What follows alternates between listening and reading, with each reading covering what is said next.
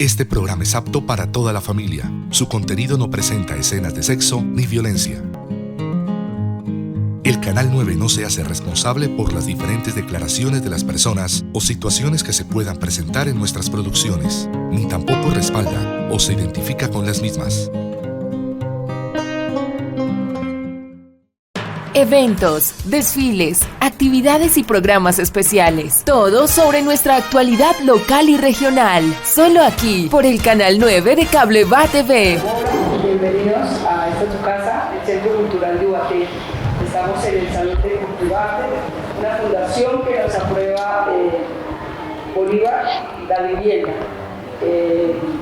Hoy queremos presentar al maestro Carlos Niño Murcia, un ubatense muy especial para todos nosotros en la parte arquitectónica, histórica y con un estudio en la Sorbona de París sobre arte gótico.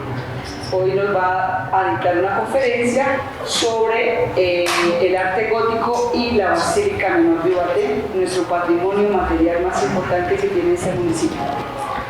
En la Feria del Libro tuvimos la fortuna de que la Universidad Nacional nos presentara este libro, que es la biografía del maestro, con todo su saber en cuanto a la escultura, a la arquitectura, a la parte patrimonial. Es una conferencia que tenemos la fortuna de tener este ubatense con nosotros. Le doy la bienvenida, maestro, gracias por aceptar la invitación desde la parte de Patrimonio Cultural del municipio y que bajo sus ojos de arquitecto del arte gótico podamos también admirar nuestra Basílica Menor como un bien patrimonial para nuevas generaciones. En todas las partes que yo doy conferencia digo, me encuentro muy complacido de estar en la Accessit, pero aquí no lo puedo decir porque es mi ciudad, mi pueblo. Aquí nací yo, aquí pasé la infancia, aquí pasé la juventud, tantas cervezas y paseos que tomamos. Entonces soy absolutamente uno de ustedes. Claudia tuvo la deferencia de ir al lanzamiento del libro que les mostró y después me dijo, tiene que ir a Ubaté, y le dije, bueno, pero ¿de qué podemos hablar? Me dijo de la Basílica de Ubaté, por ejemplo. Le dije, más bien aprovecho la visita para conocerla a fondo y después haremos una charla sobre la Basílica de Ubaté, pero pensé que mejor les hablo de qué es el estilo gótico, que es la manera de leer nuestra basílica. Yo estuve del año 74 al año 76 en París, o sea, hace 50 años. Y una de las materias que teníamos era del románico al gótico. Cuando llegué a Colombia dije, voy a ir a mi pueblo a ver cómo me parece, después de 2 años de ver el gótico, cómo me parece la basílica, y sinceramente me pareció muy buena, muy correcta, muy bien hecha, y eso es lo que quisiera que ustedes que la conocen y que los bautizaron ahí también, la pudiéramos leer un poco mejor. Entonces, por eso la intención es mirar qué es el gótico. Antes de ver las exposiciones quiero hacerles algunos esquemitas. La desgracia de un profesor es que tiene que simplificar las cosas para que sea como un primer paso para entenderlas. Pero la realidad no es tan sencilla, la realidad es mucho más compleja. Pero si yo tuviera que simplificarlas, diría que las iglesias tienen 2 familias.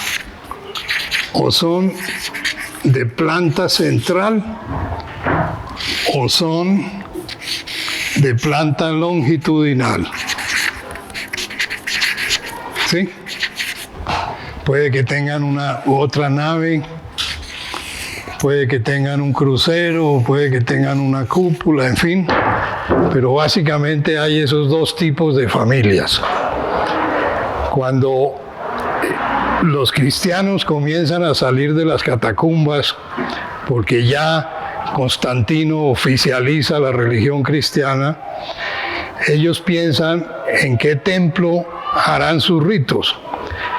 Y lo primero que descartan es los templos romanos, los templos paganos, porque habían sido templos del panteísmo romano, y acuden a la basílica romana. La basílica no era un edificio religioso, la basílica era un centro de mercado, y un día a la semana el juez dictaba justicia en la basílica.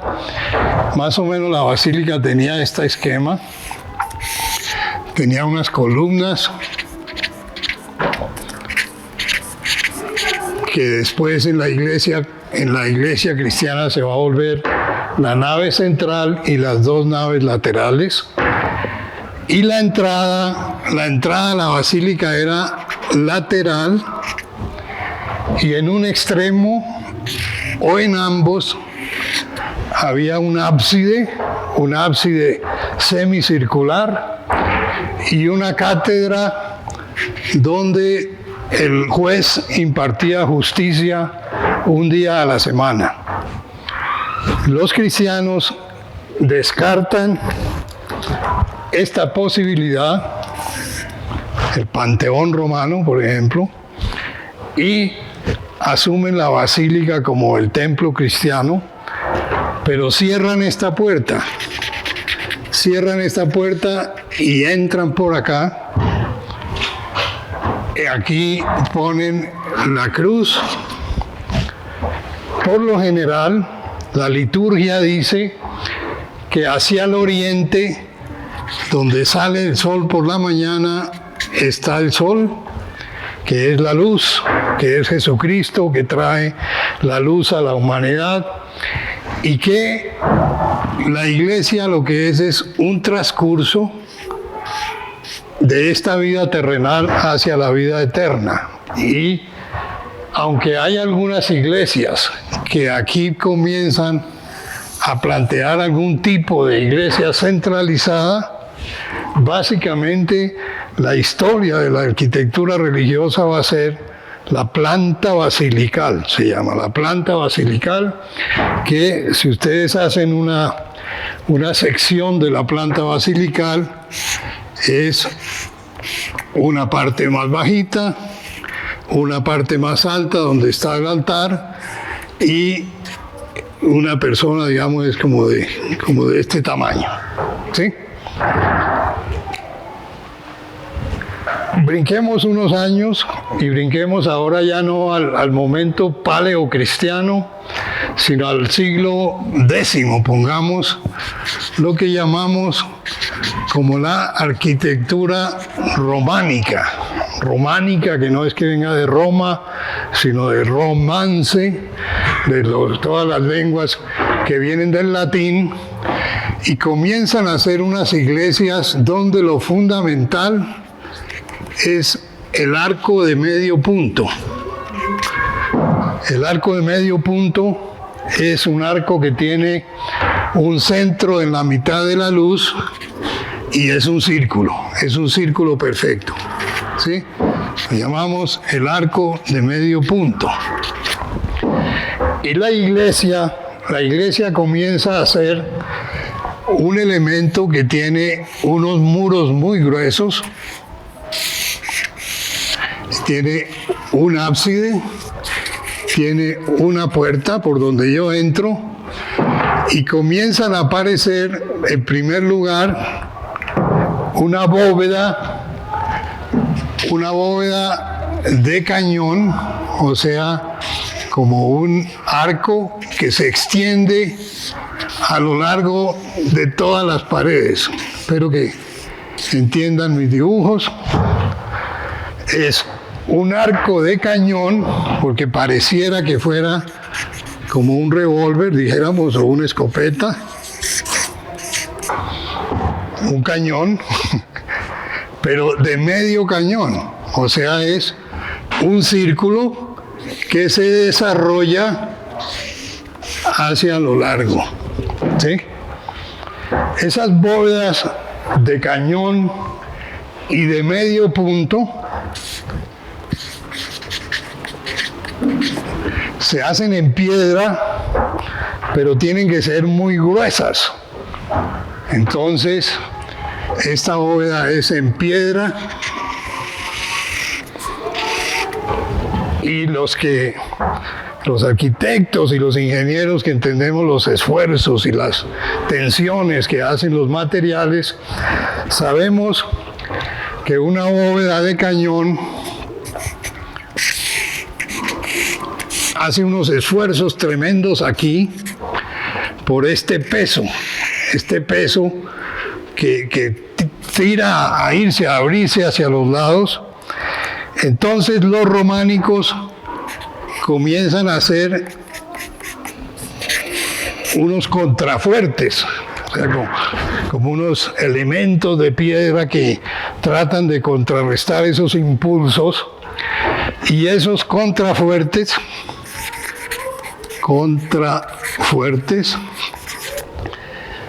permiten que en la bóveda de cañón aparezcan unos arcos de refuerzo donde va a aparecer el contrafuerte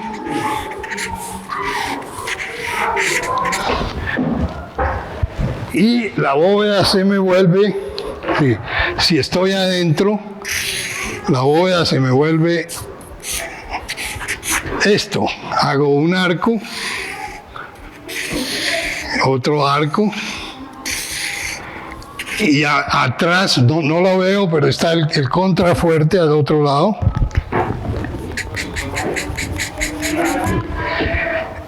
Me permite concentrar los esfuerzos que tenía esta bóveda en ciertos puntos donde pongo los contrafuertes, y me permite abrir ventanas en estos espacios intermedios, pero todavía son ventanas muy pequeñas porque el muro es macizo, es como la arquitectura que nos cobija hoy, que son muros de tapia pisada. No puedo tener ventanas de 10 metros de luz, sino ventanas ubicadas en pequeños sitios. Entre el siglo X y el siglo XIII más o menos, se pasa del románico al gótico, que es nuestro tema de hoy. Porque el arco de medio punto, ese arco que era un círculo perfecto, se vuelve esto.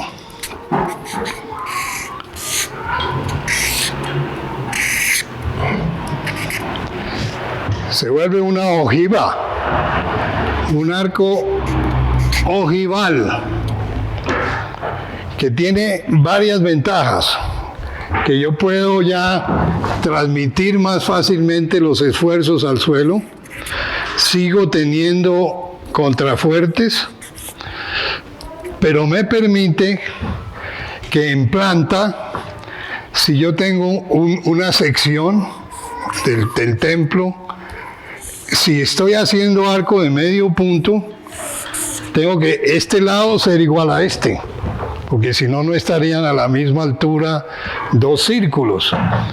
Entonces es A igual a A.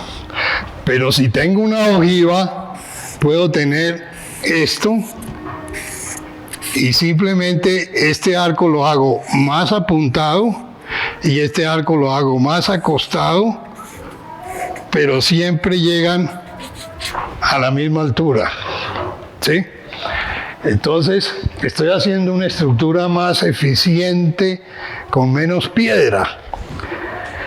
En el gótico, el contrafuerte evoluciona al arbotante. Entonces, yo tengo esta bóveda ya más alta, ya de esta altura. Miren, Amiens, lo veremos ahorita.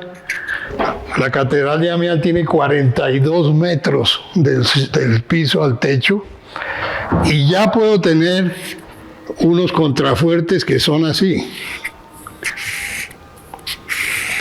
Aquí le pongo un pináculo.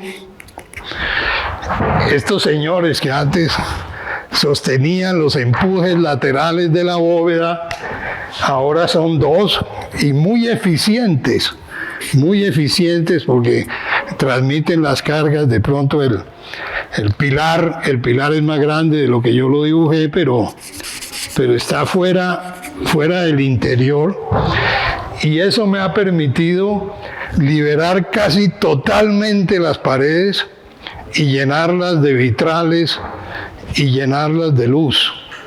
Entonces tengo ese paso estructural. Yo creo que ya, Pacho, ayúdame a quitarlas aquí. Es como la primera página del catecismo, de la cartilla Charry, para entender el gótico. Espero que me hayan entendido. Una de las construcciones más maravillosas de la historia de la humanidad es el Panteón romano.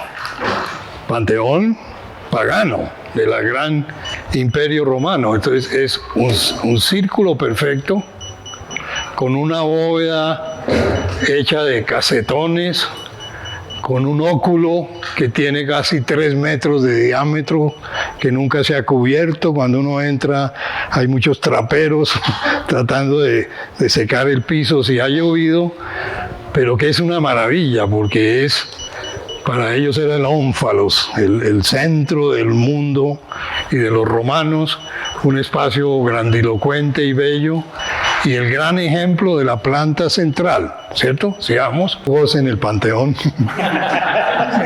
Es un espacio maravilloso, maravilloso. Hecho con ¿Qué medida tiene el diámetro? 42 metros de diámetro. 42 metros es la medida que hay entre el centro de la cancha de fútbol y la portería del frente. O sea, es una cosa grandiosa.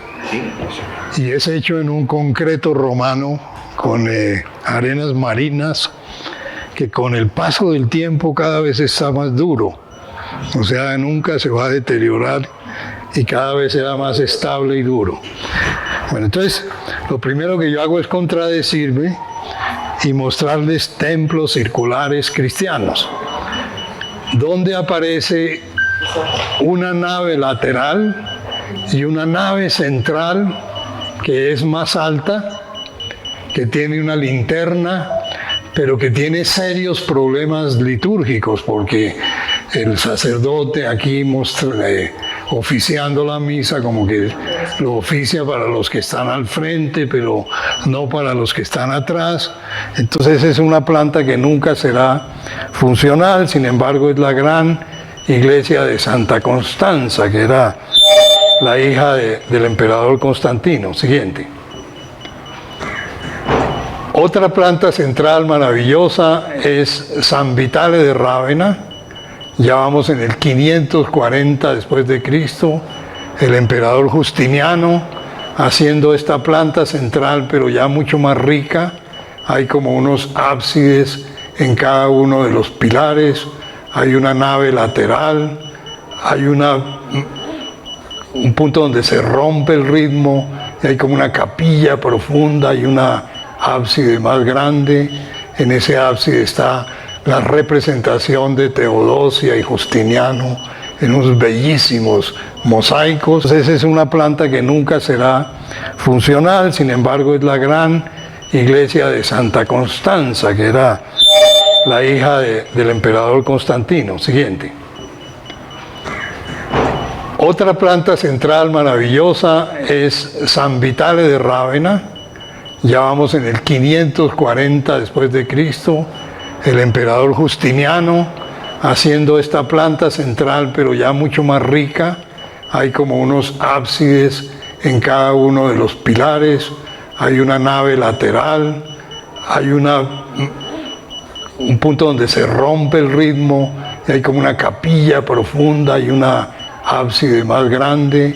En ese ábside está la representación de Teodosia y Justiniano en unos bellísimos mosaicos, y está lleno de luces. Es una fantasía, brillan los mosaicos, pero es planta central. Sigamos. Y aquí hecho hacia atrás a la gran basílica de Magencio. Mira, la Basílica de Majencio es una dimensión colosal, ya lo saben ustedes, tiene una nave central amplia, 2 naves laterales, y esas estructuras era el incertum romano, que hacían como 2 hiladas de piedra o de ladrillo, y adentro hacían piedras y cascajo y cemento para lograr esas enormes dimensiones romanas. Ya San Pedro de Roma, 1000 años después, logrará esas dimensiones, digamos, pero esta es la basílica pagana. Otra. Y ese es el mismo Rávena, donde vimos el templo circular anterior, una longitudinal, Basílica de San Apolonio, nave lateral, nave central, ábside, unos pequeños para las naves laterales, un ábside grande para la nave principal, una cubierta muy sencilla. No estamos en tiempos todavía de las bóvedas de piedra que les dibujaba, y una planta donde el ritmo es unívoco, columnas iguales, llegando al hermosísimo ábside y una cubierta de madera sencilla. Sigamos. Y aquí sí comienza el románico. El románico se caracteriza por esa crudeza, por esa sencillez. Casi que muchos decimos la arquitectura moderna se parece al románico porque no tiene decoración, porque es escueta, porque es sobria y porque muestra la arquitectura tal cual. Miren la planta, una iglesita pequeña en los Apeninos catalanes, ya comenzaron a saber leer, ¿cierto? Nave lateral, nave central, remate en ábsides, da ternura el desquiciamiento de los ángulos rectos, se dirige hacia el ábside central. En el ábside central está representado el Cristo Pantocrátor y toda la corte celestial, y por fuera es una maravilla, esto es en pleno Pirineos catalanes, se puede leer desde afuera, un ábside pequeño, un ábside mayor, una cubierta a 2 aguas y un gran campanile. Sigamos, San Clemente de Taúl, 1120. Y la última imagen que les muestro de arquitectura románica, que es un periodo magnífico, pero no es el tema de hoy. Ven ustedes cómo el asunto es tratar de marcar los diversos tramos entre columnas, a veces con arco de medio punto todavía y bóveda de cañón, pero ya arcos de refuerzo, a veces con bóvedas de cañón transversales, esto es San Philibert de Tournus en Francia, a veces con bóvedas de arista, no hay arco de crucería, sino solo una arista donde se interseccionan los cilindros, pero siempre el arco de medio punto. La historia no es lineal, la historia es muy compleja. Aquí ustedes ven arco de medio punto, pero arcuaciones y arquivoltas que pertenecen más al gótico, en ese sentido es mucho más adelante. O en la iglesia de Vignory, ustedes ven que ya hay un ritmo no unívoco, como lo vieron antes en San Apolinar, ¿cierto? Hay unas pilastras gruesas y unas columnas delgadas, haciendo como un ritmo A, B, A, B, A, B, y por fuera los famosos contrafuertes, aunque aquí ya estoy ganando en altura y sigo teniendo esa sencillez apabullante de la arquitectura románica, pongámoslo siglo X y XI. Sigamos. Otra maravilla en Francia es Saint-Nectaire.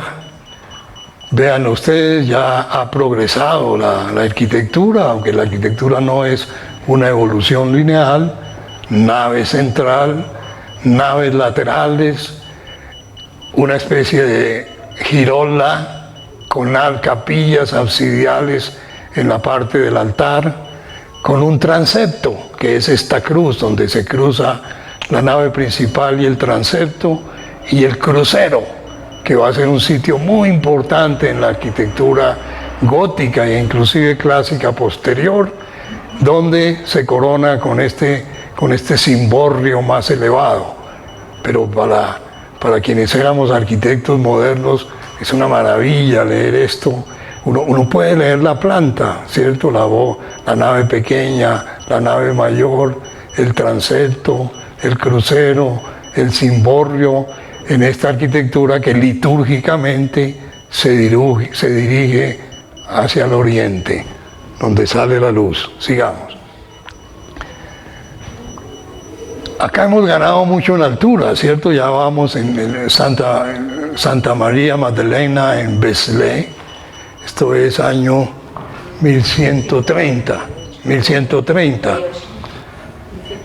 Miren las bóvedas.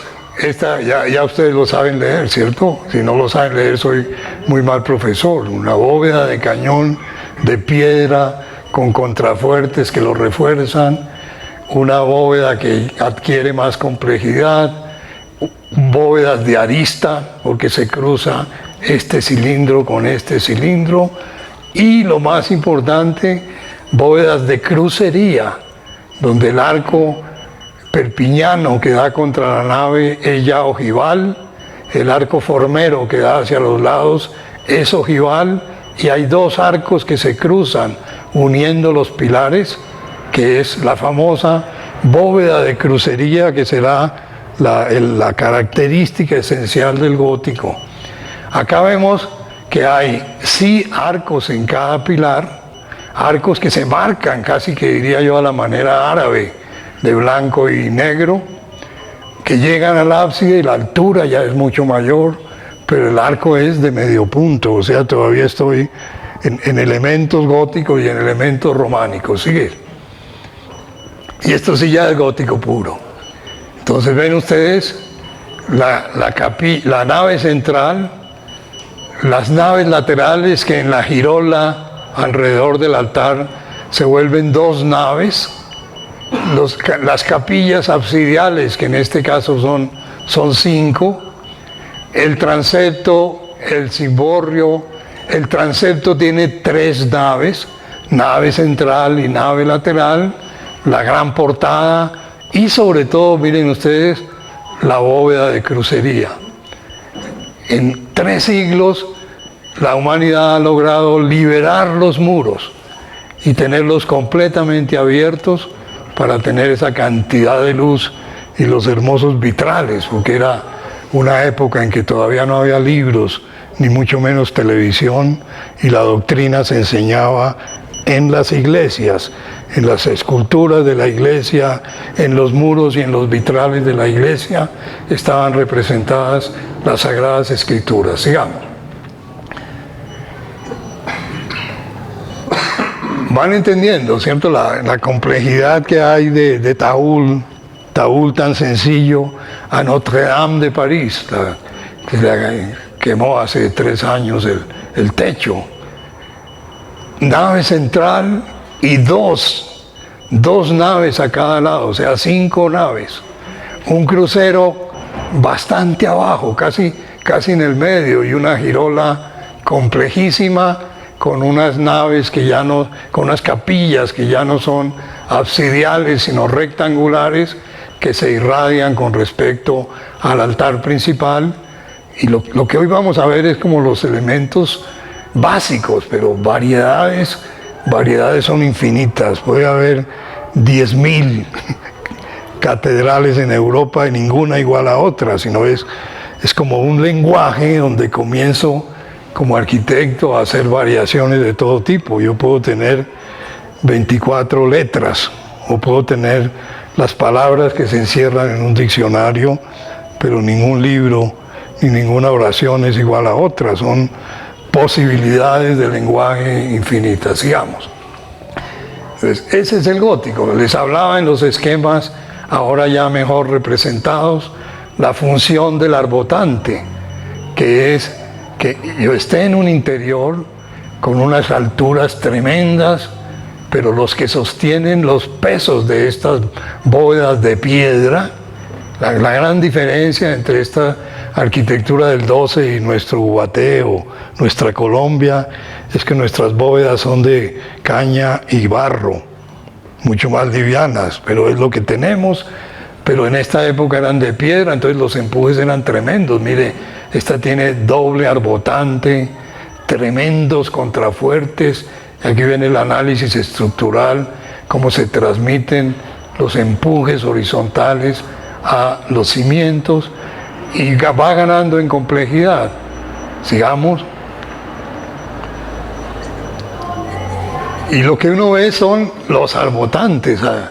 He sabido que, por ejemplo, en los bombardeos de la Primera y sobre todo de la Segunda Guerra Mundial, en muchas ciudades se caían los muros, se caían por supuesto los vidrios, pero las armaduras de las catedrales estaban incólumes a pesar de los bombardeos, porque son unas estructuras arquitectónicas de una maravilla ingenieril como pocas veces ha hecho la humanidad. Esto es en Praga, la parte posterior del deambulatorio, las capillas y el bosque de arbotantes sostenidos o soportados en estos contrafuertes, rematados todos en pináculos que son muy de la arquitectura gótica. Sigamos.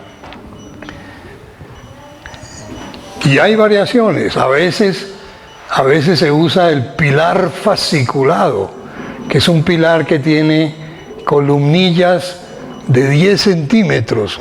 Una columnilla que mide 10 centímetros y sube 40 metros es casi una incoherencia ingenieril, pero en realidad no es una columnilla de 10 centímetros, sino un pilar de 3 metros que sube a soportar esas cargas. Otras veces se hace una columna cilíndrica y comienza a ramificarse del arranque de los arcos de la nave hacia arriba. Este es el caso de Ubaté. El caso de Ubaté tiene columna cilíndrica y a partir del capitel comienza a florecer.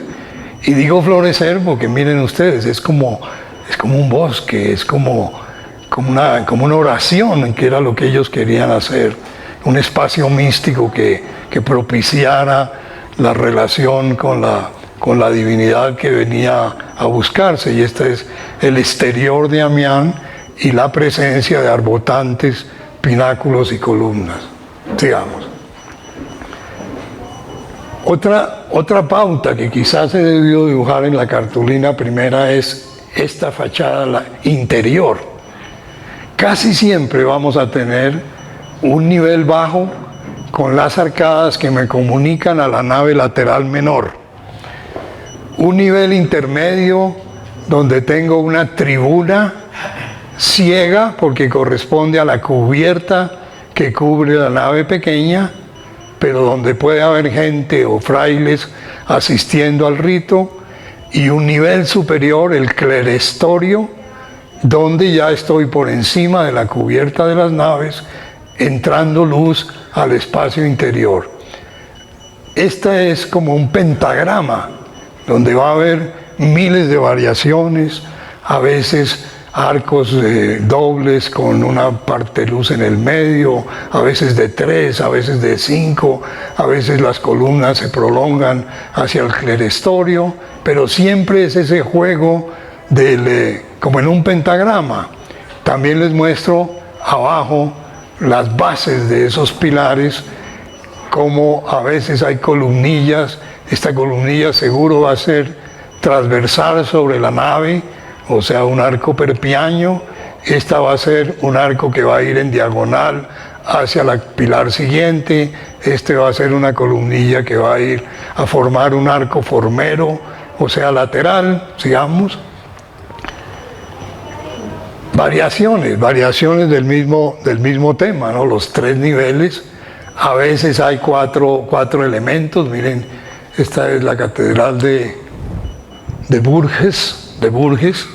Tiene el nivel inferior, tiene la tribuna, tiene el triforio y tiene el clerestorio. A veces no los hay tantos, a veces ponen rosetones, a veces ponen trilobulados, etcétera, etcétera. Y ya no nos corresponde a arquitectos normales, pero los historiadores que se dedican a la historia del gótico ya comparan y hacen influencias y hacen escuelas en los que hacen tal solución, los que hacen tal otra. Sigamos. Ahora, yo siempre digo que una enseñanza real de la arquitectura tiene que mostrar dos cosas: la época y la cultura que produce esos edificios y la manera como se construye un edificio, porque lo nuestro como arquitectos no es hacer dibujitos, sino es hacer construcciones que aguanten el sismo, que aguanten la lluvia, que aguanten empujes. Y por eso me interesa también mostrarles cómo estos colosales edificaciones comienzan con unas cimentaciones de casi 12 metros de profundidad. Imagínense ustedes, pero eso sí pasa en un edificio hasta hoy.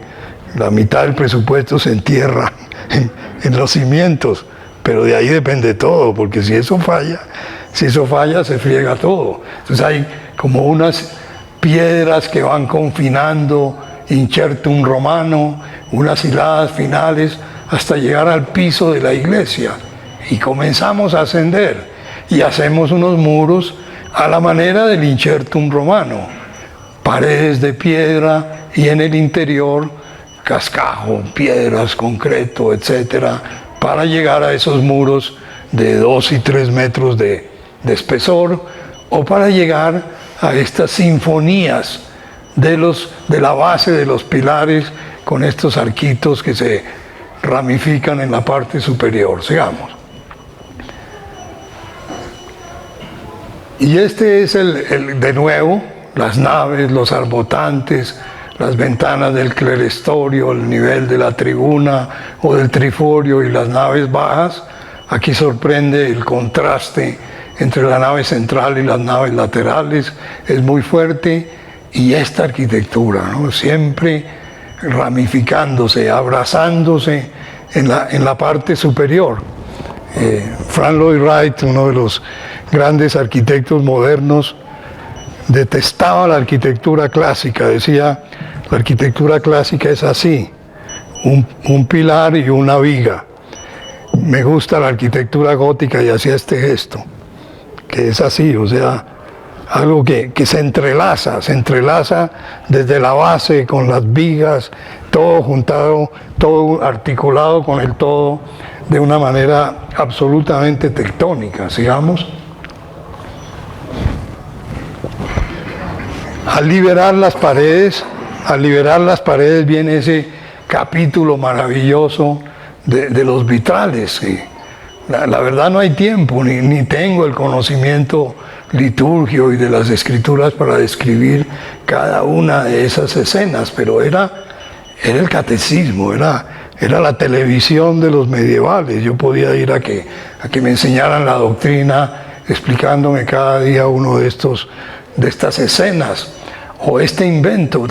Más adelante hablaremos del abad de Suger en Saint-Denis, que ve unos rosetones en uno de los costados de una iglesia y se roba esos rosetones y los pone en el centro de la nave.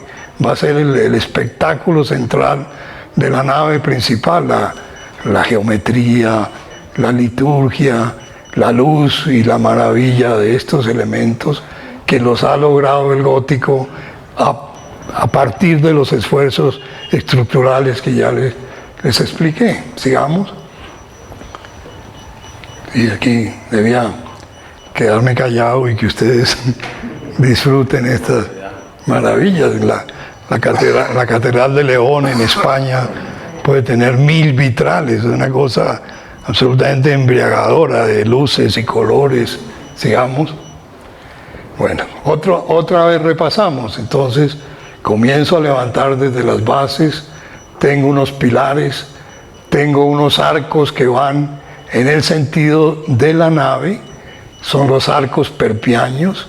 Tengo otros arcos que van hacia los lados, los arcos formeros, y tengo los que se entrelazan, que son los arcos diagonales, arcos cruceros que forman la bóveda de crucería, los arbotantes, los pináculos, la nave menor, el rosetón y el portal del que no hemos hablado. Sigamos.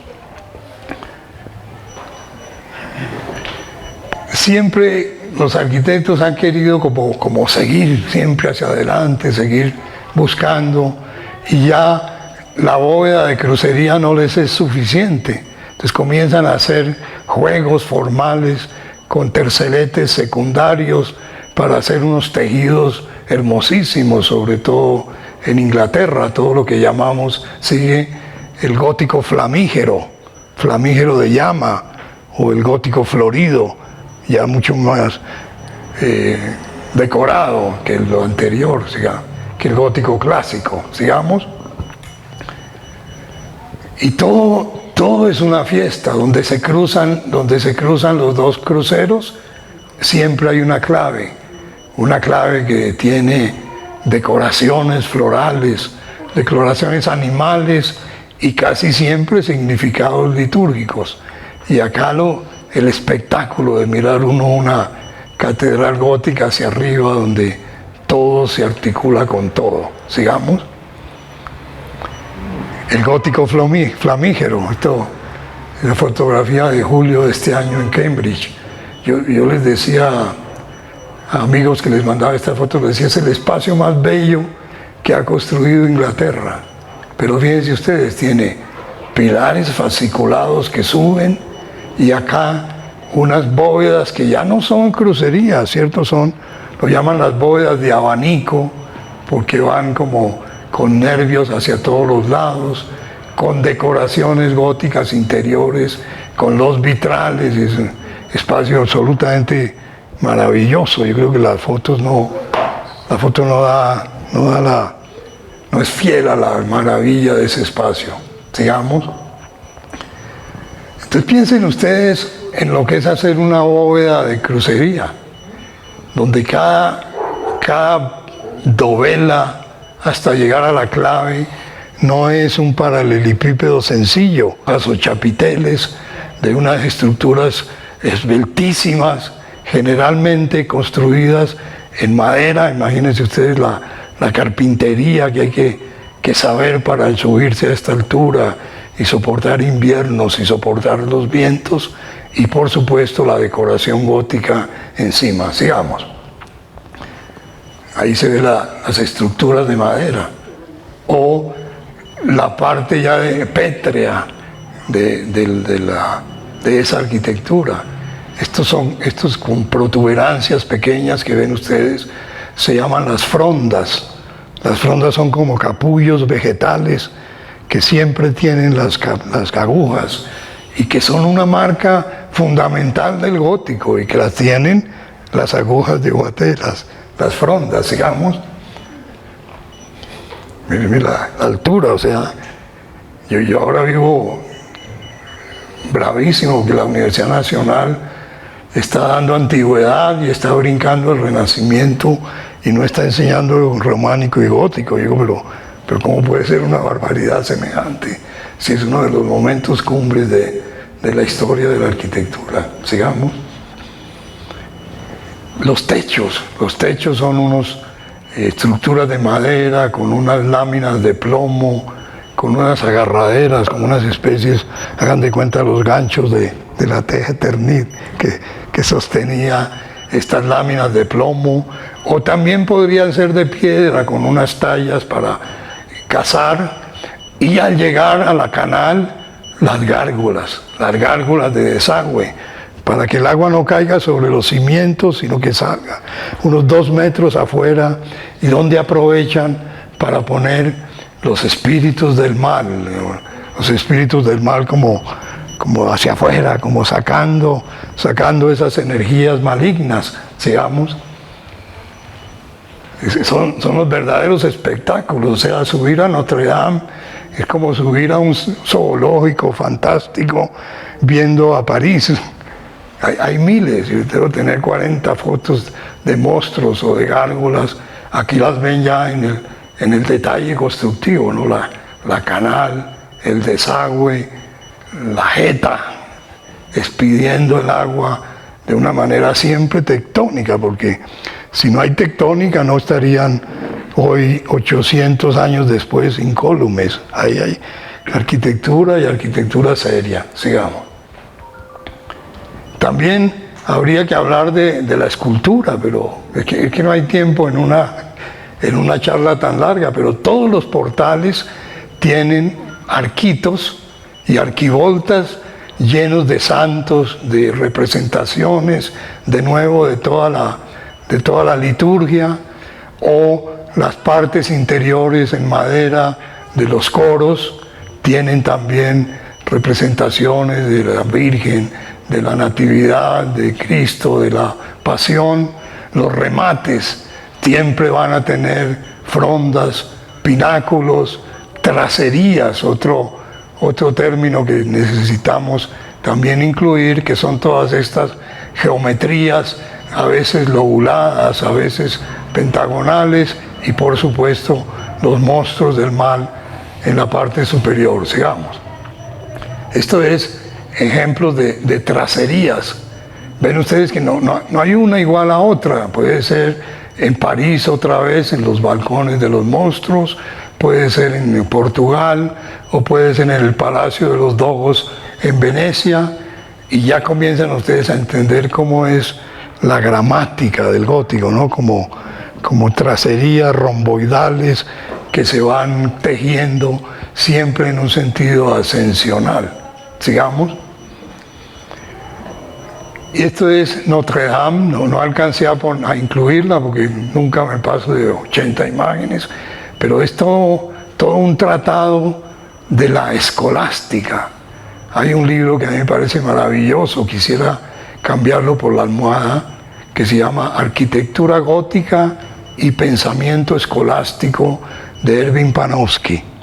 Y le muestra a uno cómo los grandes pensadores de la escolástica más o menos están entre el siglo XII y el siglo XIII, siendo el más importante Santo Tomás de Aquino, quien en la Suma Teológica organiza las discusiones de los padres de la Iglesia y todas sus polémicas y sus doctrinas de una manera absolutamente formal. Siempre hay la manifestatio y la clarificación, siempre siguiendo unos esquemas. Inclusive hoy somos escolásticos. Al hacer una tesis ponemos el capítulo 1, el capítulo 2, el capítulo 3. En el capítulo 2 el punto 2.1, 2.2 y 2.3. En el 2.1 el 2.1.1 y el 2.1.2. Toda esa organización es escolástica. Y nos muestra Panofsky cómo los grandes arquitectos del estilo gótico clásico son absolutamente contemporáneos de esos pensadores. Este es el famoso arquitecto Hugues Le Verger, quien está en la Catedral de Reims, que siempre iban con una varita larga, donde le mostraban a los obreros cómo tallar o cómo ubicar las piezas. Y nos enseña Panofsky que quizás estos arquitectos no eran doctos en las discusiones teológicas, pero sí ellos les hacían los programas litúrgicos a los arquitectos, como los arquitectos asistían a los debates, que era como ir a cine o como en otra época ir a la ópera, ir a los debates sobre la doctrina y la teología, y cómo entre todos se forma unos hábitos mentales que aplica la arquitectura aprendida de los filósofos escolásticos. Todo esto es escolástica. Hay unas normas que pongo en el tímpano, a la izquierda el cielo, a la derecha los condenados, que pongo en las arquivoltas de los portales, que pongo en el portal central y que en los laterales, o sigo hasta la parte superior, siempre siguiendo unos esquemas rigurosos, porque es una arquitectura racional y sobre todo ingenieril, pero buscando la trascendencia y la oración y la mística. Sigamos. Yo creo que esta para mí es la imagen más importante que les quiero mostrar, y por eso quisiera que la miraran. Es la Catedral de Amiens. Amiens tiene 42 metros desde el suelo hasta la clave, y tiene columnas no necesariamente fasciculadas, pero sí pequeña. Esta columnilla va para el arco formero. esta va para el arco ojival perpiñano, esta va para el arco diagonal que se conecta con la pilar detrás de mí. Y vean ustedes cómo nos enseña Warringer en un maravilloso libro que él llama La esencia del arte gótico, nos enseña cómo la piedra, en vez de pesar, en vez de sufrir la acción de la gravedad, parece que flotara, parece que se subiera hacia los cielos, más como un chorro de agua, incitando al público, incitando al fiel a la oración y a la comunicación con la divinidad, y cómo eso lo logra la arquitectura. Entonces, por eso yo sí, esta imagen para mí es la más importante de la charla, porque muestra lo que persigue la arquitectura gótica. Sigamos. 3 ejemplos, podría traer 200, pero se dice en términos simplistas que el gótico empieza con Saint-Denis, siglo XII al comienzo, el abad de Sauger, que ve varias iglesias, que comienza a ampliar la iglesia primitiva y que hace una serie de elementos que van a instituir el lenguaje del gótico. Un nártex en la entrada, una nave central, unas naves laterales, un transepto, un coro, un deambulatorio. Aquí no hay capillas, y todo el lenguaje que ya hemos visto de los 3 niveles de nave, triforio y clerestorio, bóvedas de crucería y el sentido de la oración y la trascendencia. Sigamos. Saint-Denis. A veces debía callarme yo, ¿no? Son más elocuentes las imágenes.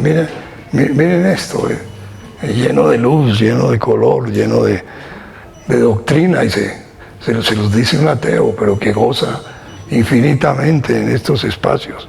Sigamos. El rosetón de la nave central de Saint-Denis, que se lo ha robado Sauger al verlo en una iglesia menor, en una nave lateral, y lo pone en el pórtico central.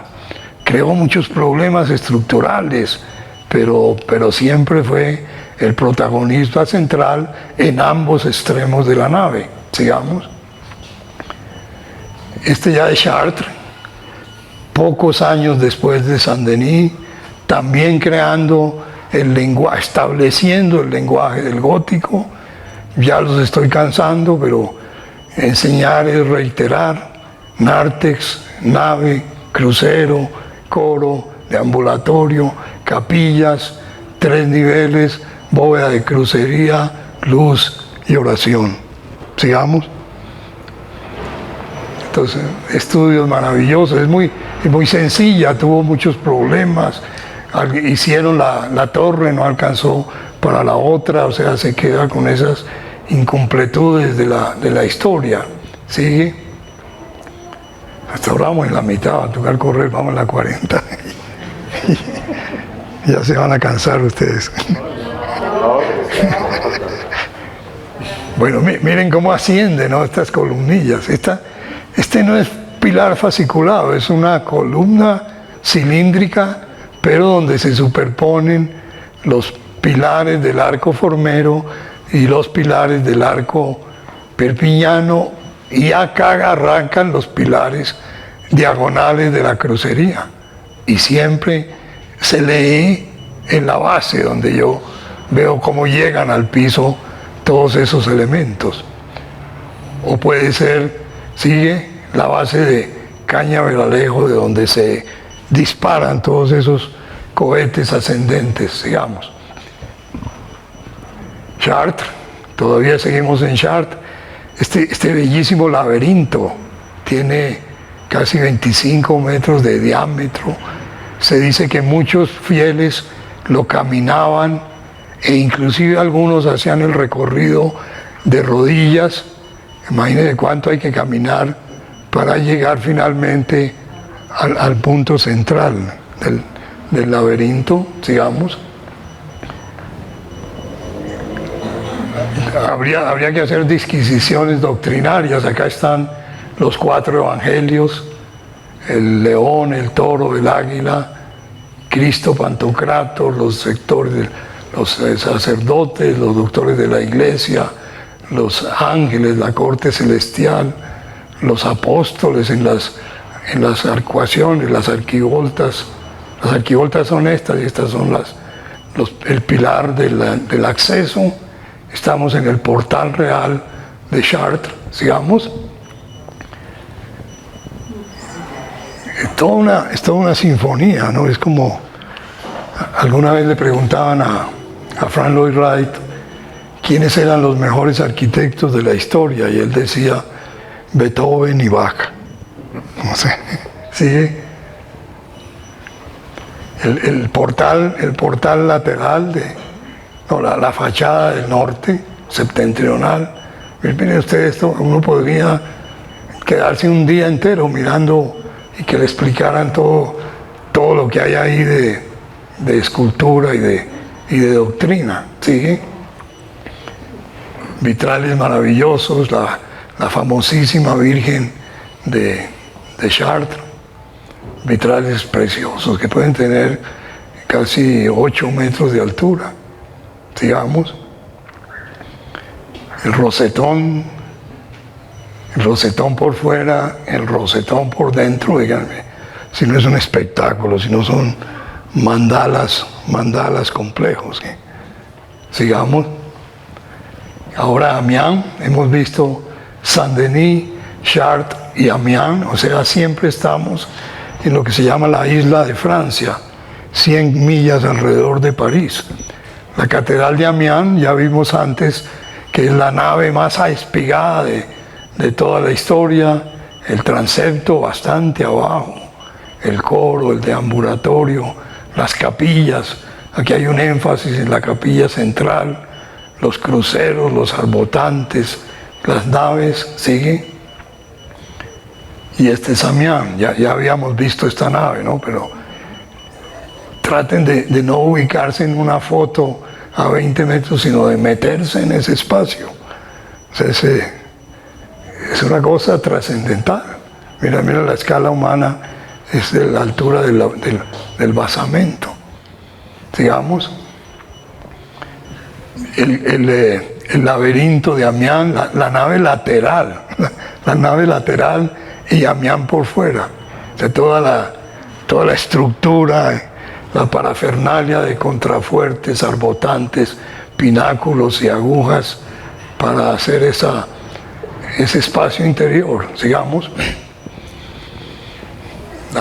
El portal, todas las normas litúrgicas. Esto no se lo inventaba el arquitecto, ni siquiera el escultor que tallaba, sino que había toda una definición del fraile director que decía que había que representar y cómo. Sigamos. Y empecemos ya en nuestra tierra. Entonces, si Europa hizo eso del siglo X al siglo XIII, en Colombia, más o menos a finales del siglo XIX, comenzamos a hacer arquitecturas góticas o neogóticas, porque el gótico fue en aquellos siglos anteriores. Hay un proyecto para la iglesia del Carmen de Gastón Lelarge. Ya son expertos ustedes, ¿cierto?, en leer esta fachada.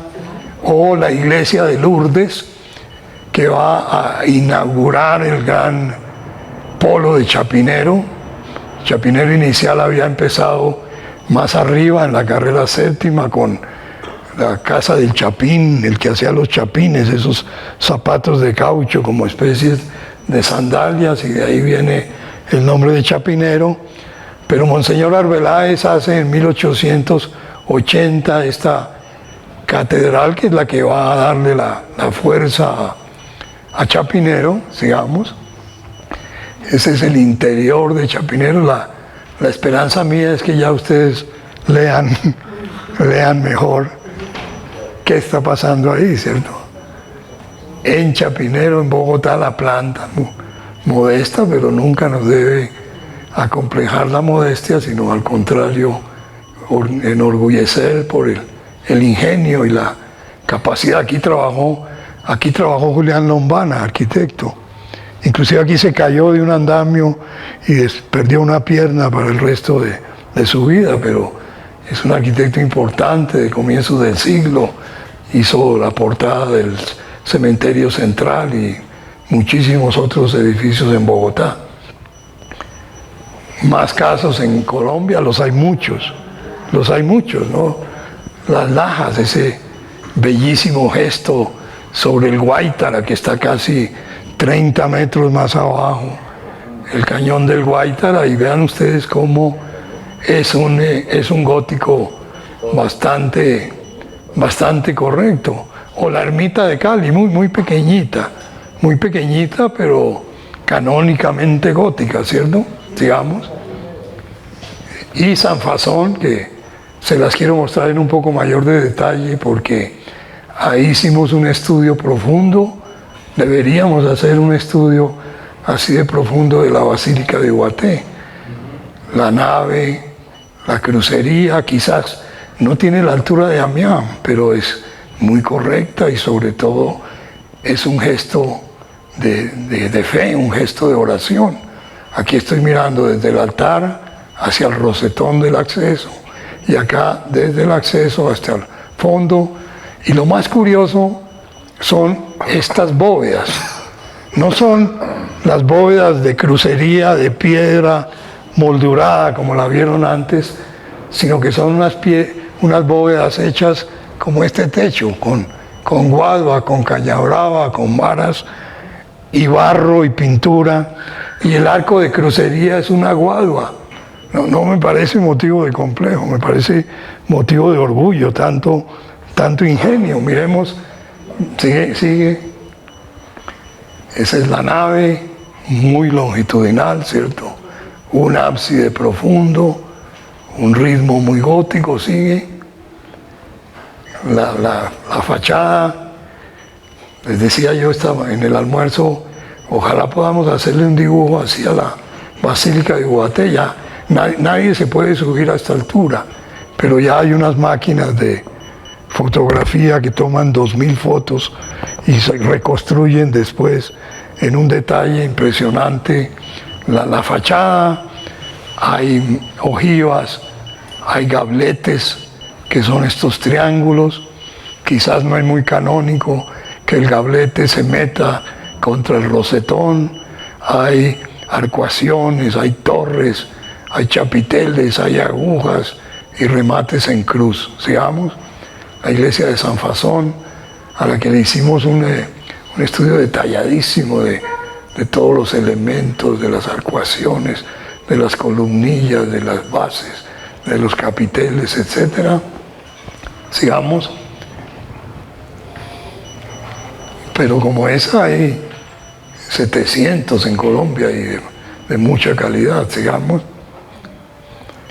El pórtico central no tiene la riqueza profusa de Chartres o de Notre Dame, pero es muy bello, ¿cierto? Está creo que es la Virgen cuando niña, acercándose a un obispo y arrodillados en esta escena que adorna el tímpano principal del ingreso, pero hay que mirar de cerca, hay que medir, hay que palpar para apreciar y valorar. Sigamos. Estas son las bóvedas, la clave, sigamos. Y esta, miren la maravilla. Esto es como nuestros maestros hacían las bóvedas de crucería. Unas cimbras de madera de la que podían poner unas camas de caña brava, ponerles barro y luego no hay fotos interiores, pero son como unas guaduas dobladas formando el crucero. Yo creo que así debe ser las bóvedas de Ubaté, las bóvedas de crucería con esta técnica. Sigamos. Y detalles de todo tipo, ¿no? Rosetón, pilares de columnas, arcos conopiales en la parte final de algunos arcos, o el piso en baldosín que tuvimos en muchas de nuestras casas, pero que hacen parte del espectáculo de la catedral. Sigamos. Detalles varios de San Fasón, sigamos. Y aquí llegamos ya a nuestro pueblo.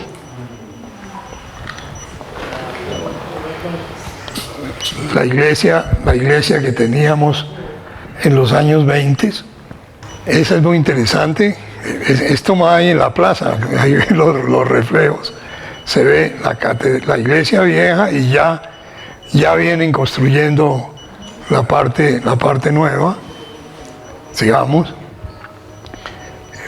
Se le debe a los padres Gustavo y a Uriel Rodríguez, unos sacerdotes que estuvieron en Bubaté, venían de Guatavita. Acá están los dos bendiciendo la primera piedra, y acá desde Monserrate se ve en proceso de construcción de Santa Bárbara. Sí. De Santa Bárbara, sí. Desde Monserrate no se ve.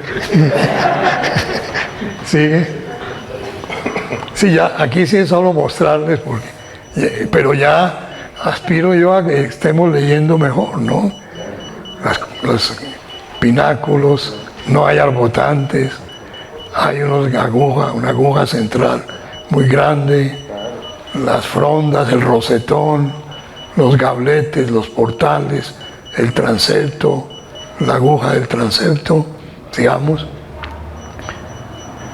Esto es un dibujo de Constantino de Castro, que es muy fiel, lo de Rubén Hernández, que es un arquitecto muy dedicado a la historia de la arquitectura gótica en Colombia. Me decía que él creía que este proyecto inicial era del padre Giovanni Buscaglione Salesiano, pero que al morir dejó comisionado a Antonio Stoute.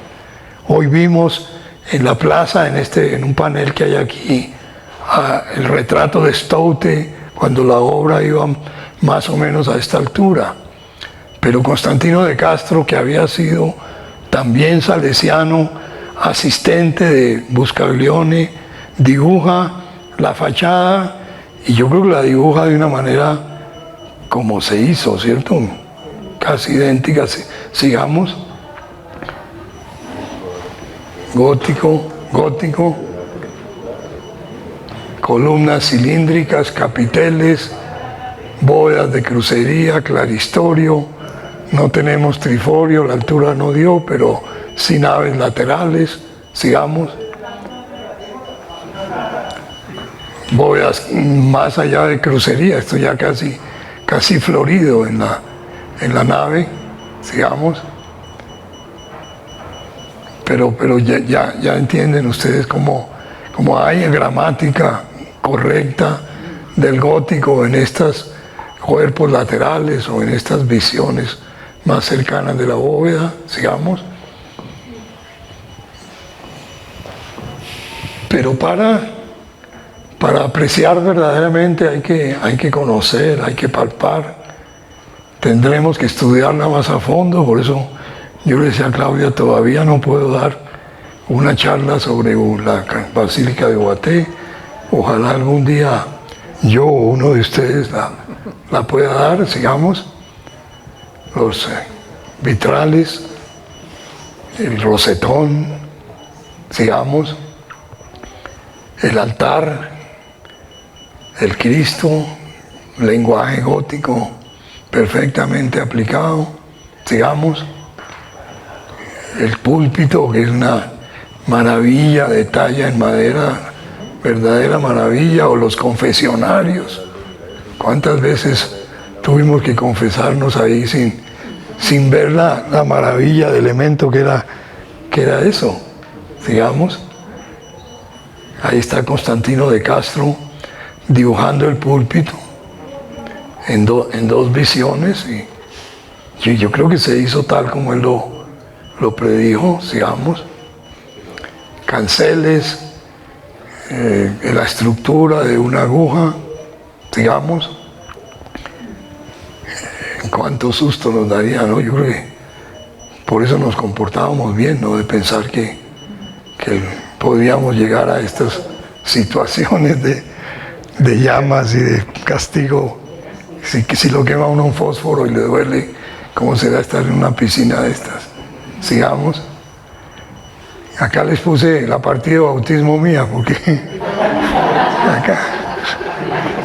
acá me bautizaron, pero mira esa maravilla, la escultura de San Juan bautizando a Cristo y toda esta escena que es una pintura excelente.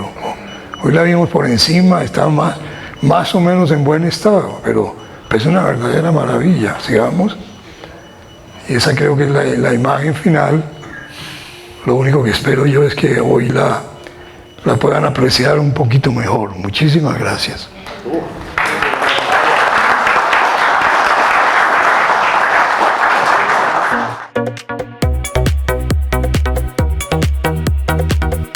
Este programa es producido por Cableva TV. Más proyección, más televisión.